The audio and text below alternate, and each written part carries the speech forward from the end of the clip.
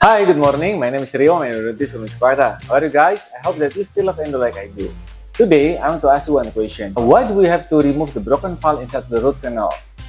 Yes, you're right. This is because we need to access the apical tab that was inaccessible to the irrigants, to the disinfection strategies, so that the bacteria that is located inside this area can be eliminated and the surrounding tissue will promote healing. So guys, in this video, I want to share with you another clinical case report of a single visit endodontic treatment which was done in mandibular second molar. In this molar, had a file fragment that is located in the mesial root canal, and it also has a big apical lesion. So what I did was doing a single visit endo, preceded by gingivectomy, rewalling or building up the forward cavity access, and removal the broken instrument.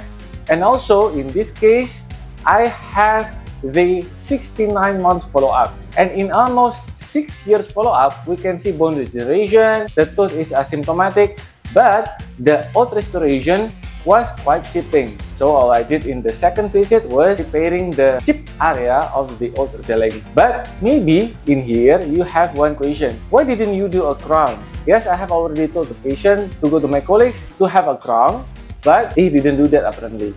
So after almost 6 years follow-up, do you still think that we need a crown? Please share your thought to the comment section below. So guys, I hope that this video is useful for you, particularly when you are dealing with such cases. And if you have any other question, please send your question to the comment section below, or just send your question to my Instagram account, because I will answer the question as soon as possible. Thank you very much for watching. Stay happy, stay super, stay awesome, and stay with me in this YouTube channel.